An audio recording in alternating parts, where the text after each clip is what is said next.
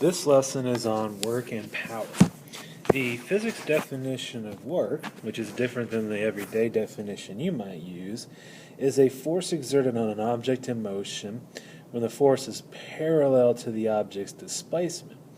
So we have to have a force, we have to have an object in motion, and that force has to be parallel to the displacement. When that's the case, we find the work just by multiplying the force by the distance. I put the subscript parallel on there to remind us that the force and the displacement must be parallel to each other.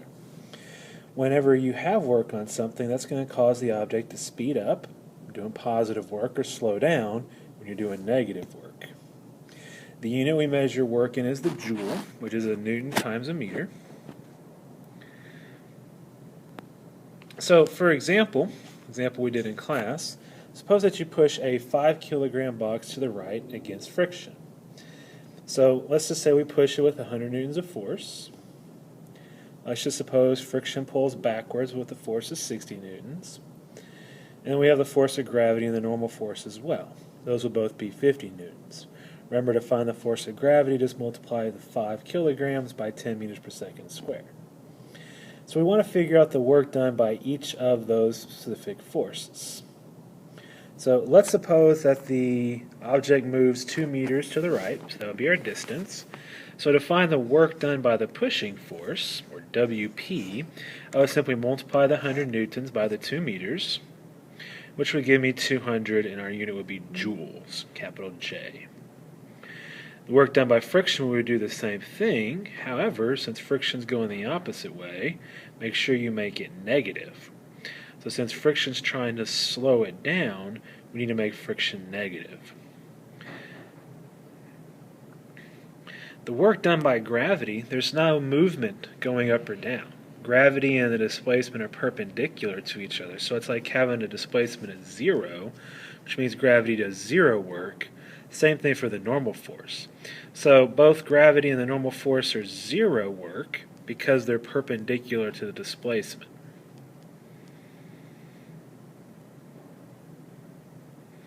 So whenever you're asked to figure out the work done by a particular force, make sure you first recognize whether it's parallel to the displacement or perpendicular. If you're asked to find the net work, net simply means sum. Find the sum of all the work, so you just add them all up. So you have your 200 joules from the push, the negative 120 from friction, and then the other two are 0. And so that would leave you with 80 joules of work being done. That would be your net work. So this is a little table to help us understand when work is positive, negative, or 0. When work is positive, the force and the displacement are in the same direction, and the object would tend to speed up, which means its energy increases. We'll learn more about energy later on. Work is negative when the force and displacement are in opposite directions. That means your object is going to slow down and that its energy is going to decrease. When there's no motion, as in the distance is 0, then the work is 0. The work is also 0 when the force is perpendicular to the motion. That means you're going to have constant speed and no change in energy.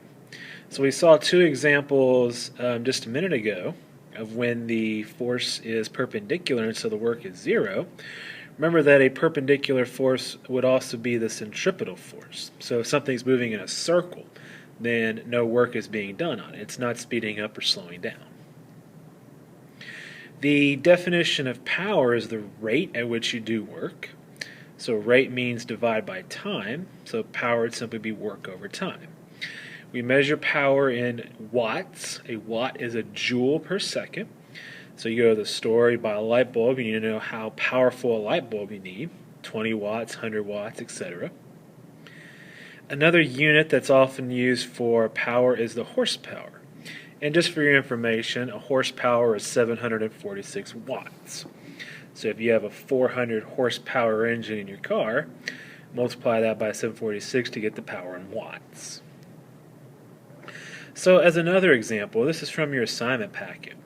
So on page 4, question 11, you have a weightlifter who's lifting a barbell. You're given the mass of the barbell to a height of 1.2 meters in 0.8 seconds. And you're supposed to figure out the power that this weightlifter needs. So we know that powers work over time, so we have to find the work first. We know that work is force times distance. We need to find the force now. We don't have a force. When you're going to lift something, the force that you have to exert is the force of gravity.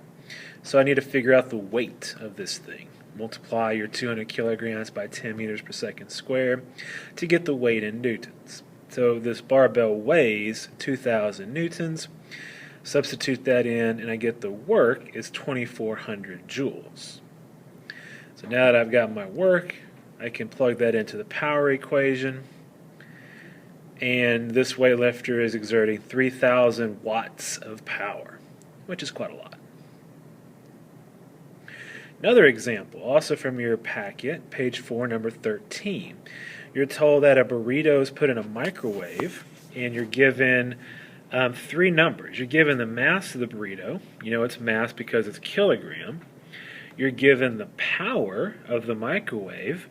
You know that the 1400 is telling you the power because the W, the watts behind it. And then the last number you're given is the 1.26 times 10 to the negative 4 joules. You know, since joules is the unit for work, that's telling you the work. So if we take the power equation and we solve it for time, we would get work over power. Substituting in our numbers, that would give us 9 seconds. Now notice, we didn't need the mass to do that. And remember, pay attention to your units. Here it doesn't tell you that the 1400 is the power, or the 1.26 times 10 to the 4 joules is the work, but the units behind each number will tell you what quantity you're given. As always, if you have any questions about this lesson, things you still can't figure out, please let me know during tutorial times. Be happy to help you out.